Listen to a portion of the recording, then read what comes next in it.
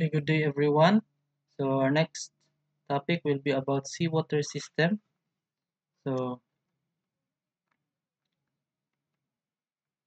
so here is a seawater system. So on the left side we have here the high suction sea chest, the low suction sea chest, the bottom suction sea chest. So we only use high suction sea chest when we are on port kasi pag yung nasa puerto tayo, possible na malapit tayo sa seabed. So, pag ginamit natin yung low suction sea chest, maaaring yung mahigop natin yung mga bato or mga sand na nasa ilalim ng sa barko natin. So, we usually use the high suction sea chest on pag nasa puerto tayo. And then pag um, nasa biyahe na tayo, medyo malalim na yung dagat, so we can use the low suction sea chest. So mas maganda yung low suction sea chest kasi mas malinis yung tubig sa ilalim and then mas pressurized yung ating suction pressure pag nasa ilalim na yung suction natin. Tulad pag nasa itaas, maaari pa tayong makahigop ng hangin or um, hindi masyadong maganda yung suction pressure na nag-create ng high suction sea chest natin. And then, pag may mga maduming mga lumulutang, so hindi rin natin mahihigop yon. At pag nasa ice seat naman tayo ng mga lugar or um, malamig na lugar, may mga iceberg or kung ano pang nakalutang dyan. So, mas maganda yung low suction sea chest kasi usually naman yung ice lumulutang sa dagat. So, maganda yung low suction sea chest. And then, on some cases, yung mga emergency naman, meron namang bottom suction sea chest for the emergency suction ng ating mga fire pumps, ng ating um, emergency build suction. So, and then, yung yellow-green na color to is ang dagat. And then, papasok yung dagat dito sa ating, so ito pala ang tawag natin dito is the sea chest. So, this is the sea chest. Ito, sea chest din to. Para siyang may chest dun sa ilalim ng sa gilid ng barko. So, para siyang chest. So, kaya tinawag yung sea chest. Then, after that, we have here a line papunta sa valve, papunta sa sea water or sea chest filter natin. So, malaking filter yan. So, may line dyan, inlet and outlet. So, if ever na maglinis tayo niyan, pwede natin isarado yung dalawang valves and then linisan yung filter. So, actually, sa barko, meron tayo sa port side at sa starboard side, meron yung suction sea chest. So, ito, meron dito sa left side, sa kabilang side ng barko, meron din doon. Kaya lang hindi nakikita natin dito sa diagram. Sa suction sea chest, meron din yan. Port side and starboard side na high suction sea chest. For example, na may nakita kang maduming dagat dito sa may banda sa port side, so pwede kang mag-change over doon sa starboard side, doon ka mag-suction. Okay? Okay, meron din tayo dito linyada sa ating sea chest, meron tayong air and steam. So maya i-discuss ko more on that matter. Then follow natin yung flow. So after the sea chest strainer, dadaan siya ng seawater pumps. So meron tayong dalawang seawater pump and then meron tayong isang auxiliary. Tama ba auxiliary ba to? Or tatlong seawater pumps yung ginagamit nila?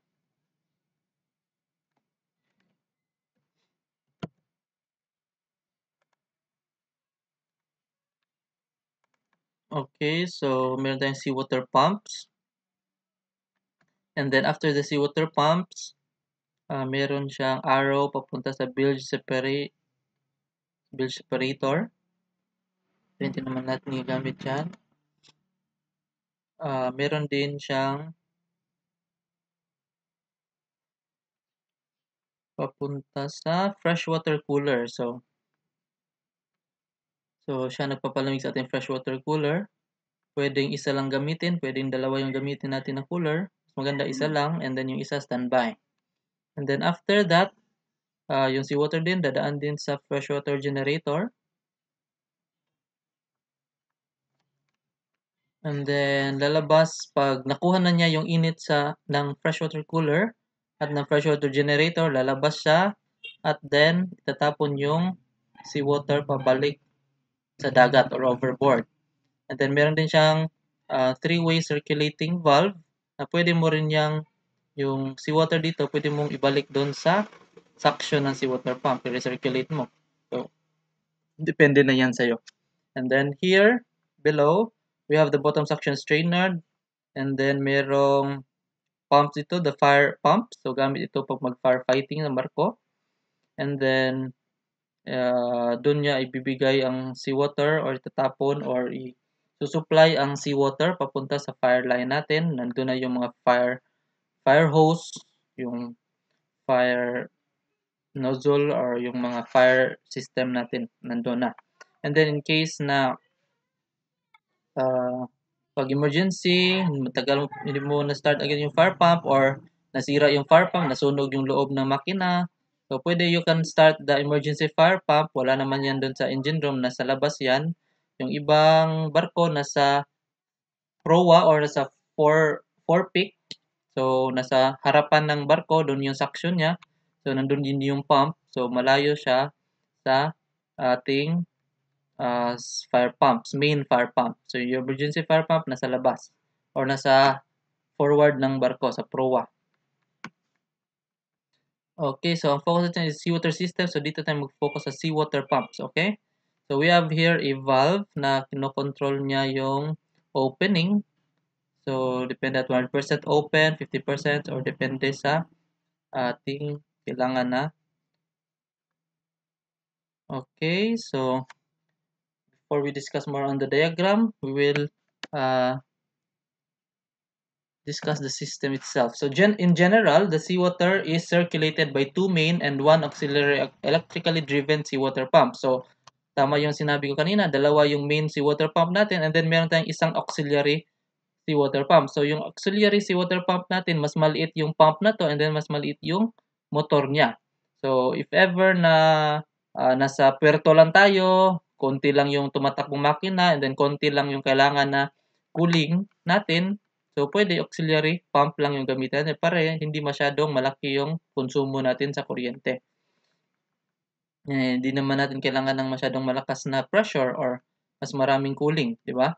So you can use the auxiliary. But pag tumatakbo na yung makina, main engine, marami pang ibang machineries na tumatakbo, kailangan na yung medyo malaking seawater pump pang cooling natin sa ating freshwater coolers.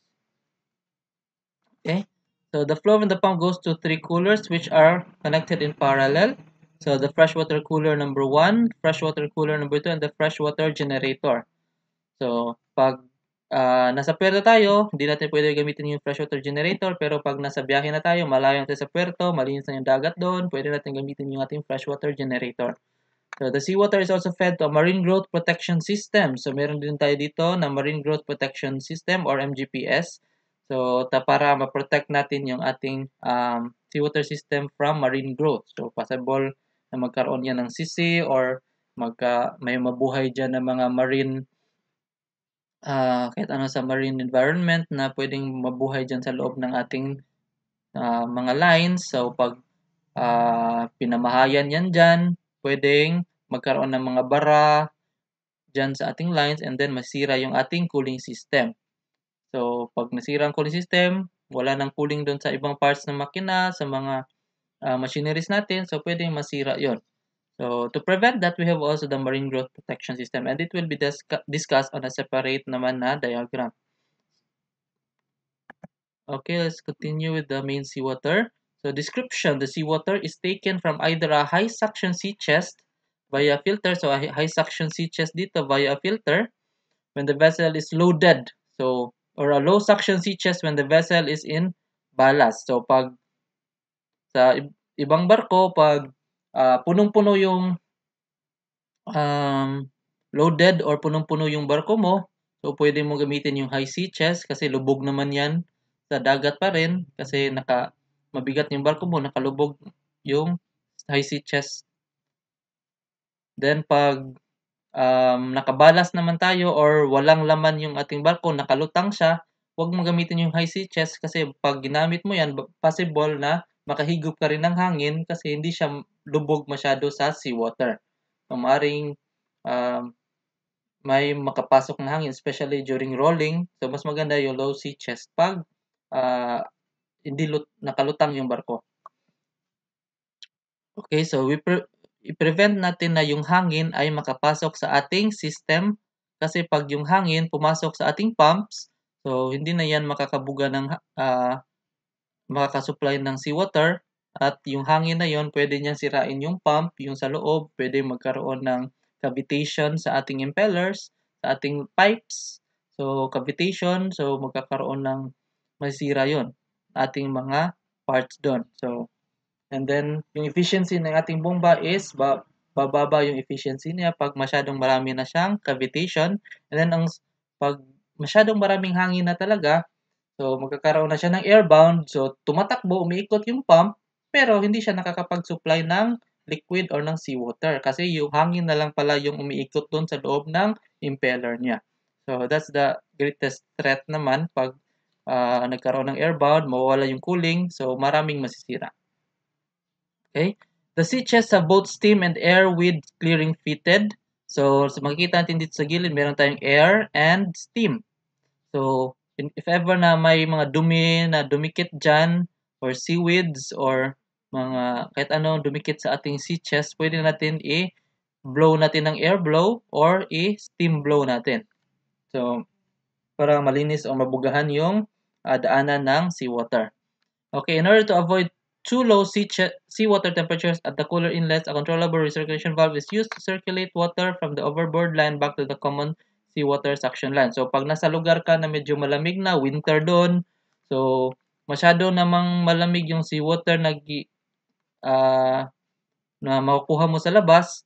So, pagdaan mo ng freshwater cooler, masyado naman siyang malamig. So, hindi naman maganda sa makina na masyadong malamig. So, pwede mong i-recirculate mo lang yung seawater pabalik. So, since medyo mainit na konti yung dumaan dito, pwede mo yung recirculate. And then, pag sobra na sa init, pwede mo na itapon yung sobra and then i-circulate mo lang yung natirang kailangan mo lang na medyo mainit na seawater. So, usually, yung seawater naman natin sa tropical is around 24, 25 degrees Celsius. So, hindi naman siguro di abot ng 30 degrees. And then, pag nasa winter, doon medyo malamig na. So, kailangan i-maintain lang natin yung seawater temperature to around 20 to, in between 20 to 30. So, pwede mo gamitin yung recirculation niya dito. Recirculate mo yung ibang mainit na seawater para ma-maintain mo yung 20 plus degrees Celsius. So, huwag yun siya masyadong mababa, malamig kasi hindi maganda sa makina yung masyadong malamig naman na cooling. So the recirculation valve is pneumatically operated and controlled by a standard PID controller. The recirculation line is smaller and has a higher flow resistance than the overboard line. So the total seawater flow will therefore be reduced in the recirculation line. A choke valve is provided for reduced seawater flow. So the system have two fire pumps. They take suction from the bottom suction. The seawater pumps can be used as an emergency bilge pump. So, pag nasira yung bilge pump mo, pwede nating pag nasira pala, pag sobra na pala yung bilges na naproduce, baka may nagkaroon ng leaking sa loob na malakas yung leaking na mapupuno na yung bilge natin and then baka pwede tayong lumubog pag sumobra yung tubig sa loob ng barko kasi may leaking pala.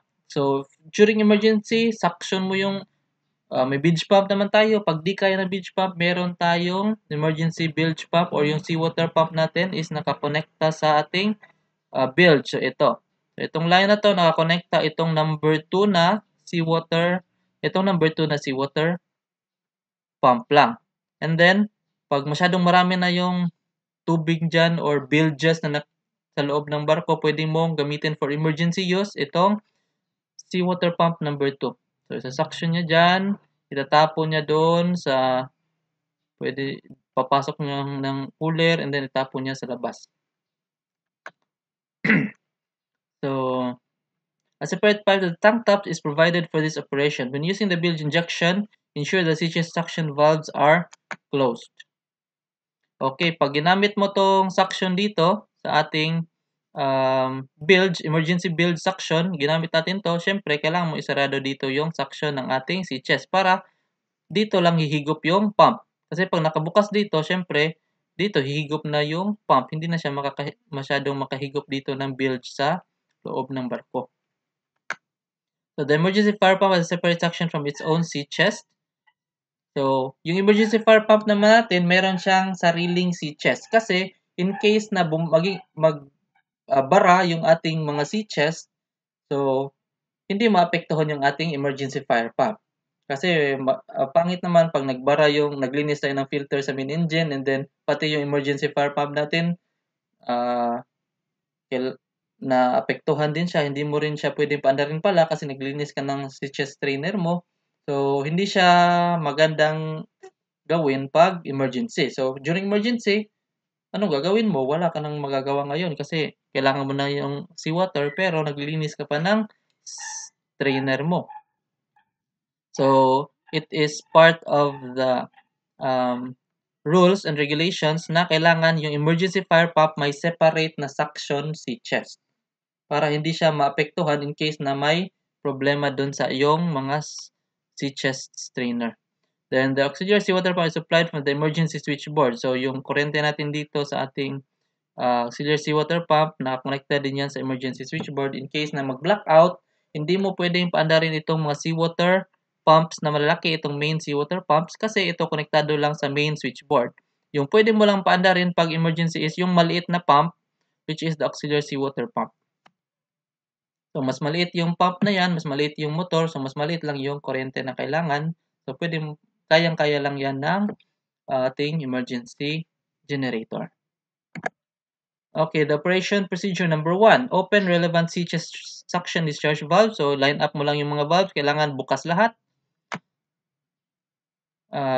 Bukas lahat ng kailangan na valves, hindi lahat ng valves pala. Kailangan lang yung buksan mo. Number 2, open valves to relevant cooler. So, kung cooler number 1 yung gagamitin mo, yan lang yung mga valves na bubuksan mo. Pag yung cooler number 2, ito lang yung valves na bubuksan mo. Huwag buksan lahat kasi isang cooler lang yung gagamitin mo. Baka magsabay ang dumumi yung dalawang cooler, yan, mahirap na. So, kailangan yung isa, malinis parate, naka-standby lang.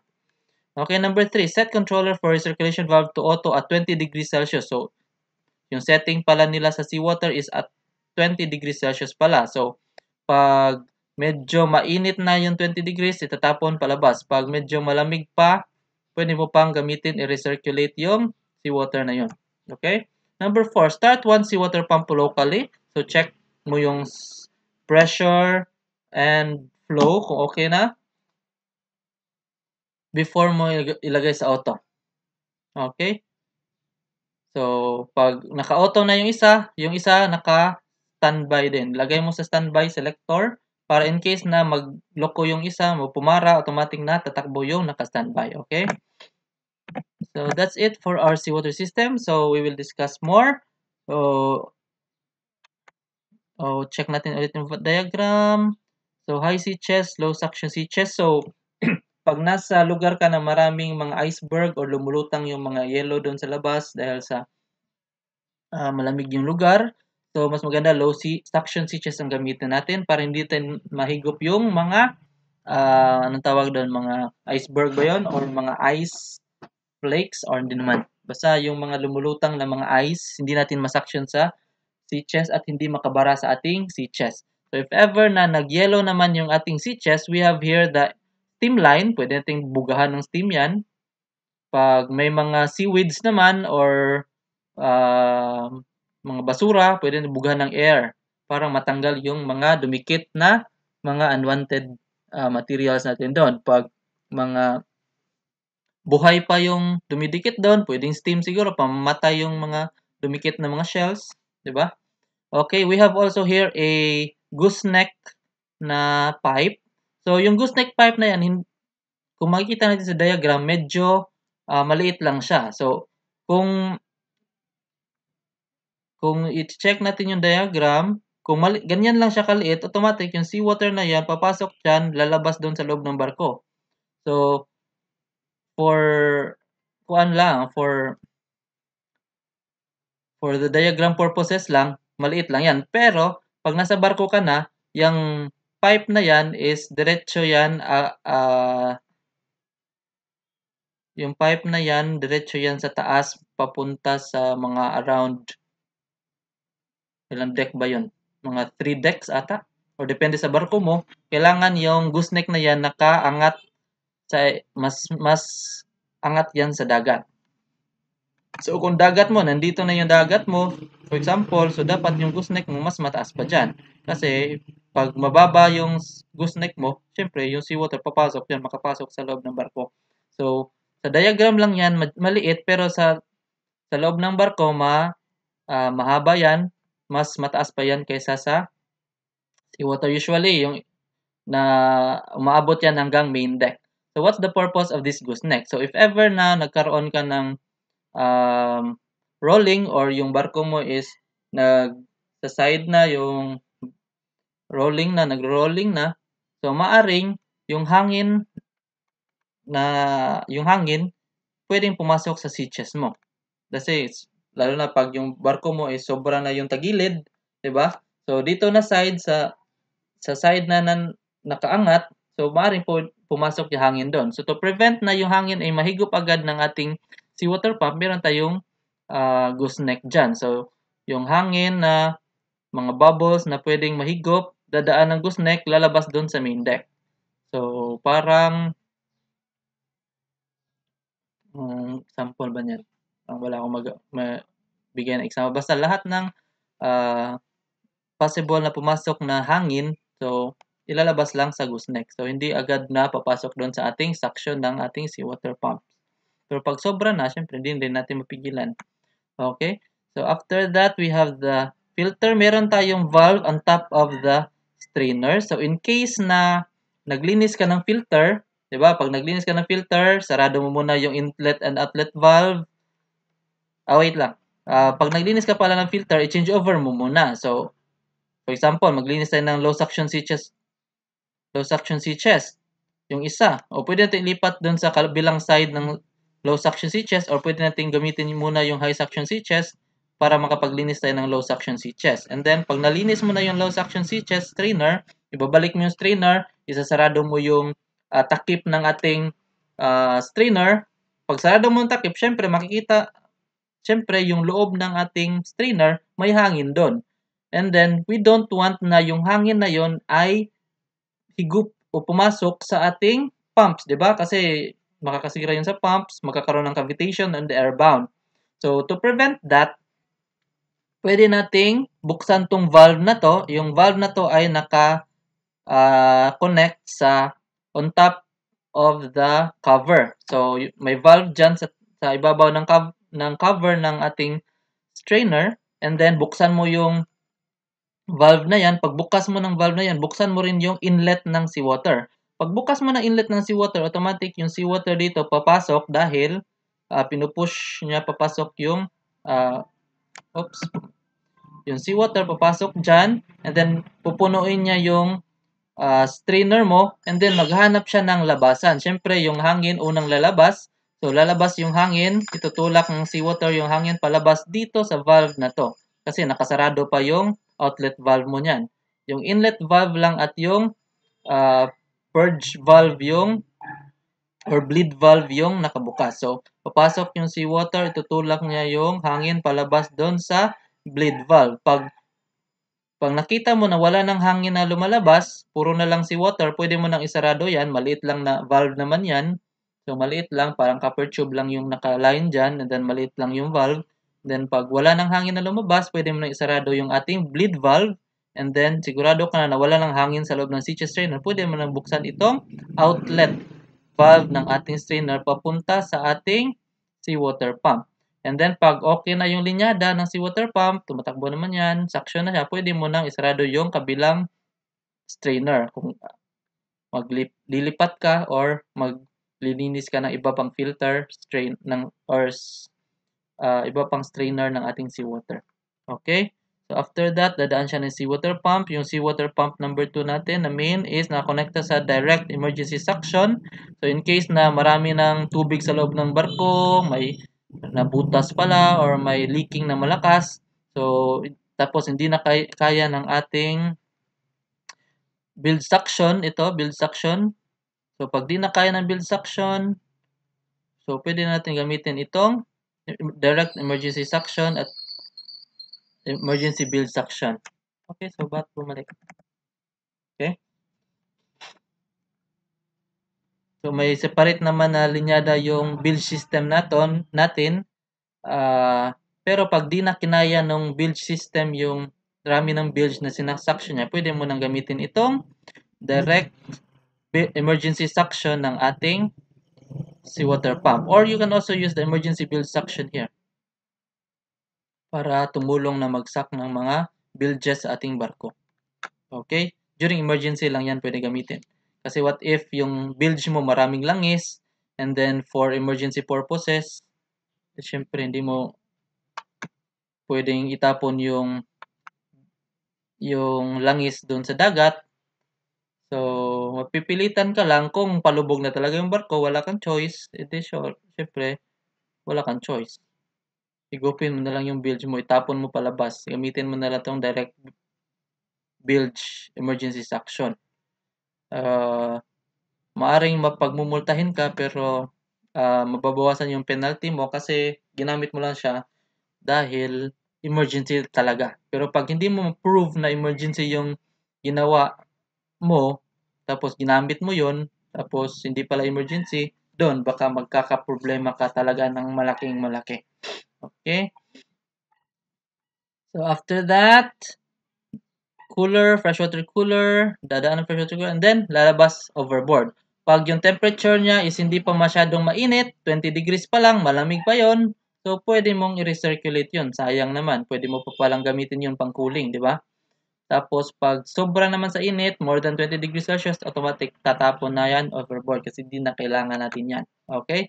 So, ganun lang simple ang seawater system natin. If ever may tanong ka pa, additional information na pwede mo ibigay at ituro sa sa ating mga kasama. So, just message me. Okay, so ito pa pala, meron palang freshwater generator dito. Okay, so that's it for our seawater system. Thank you very much and God bless. Have a great day ahead, everyone. Bye.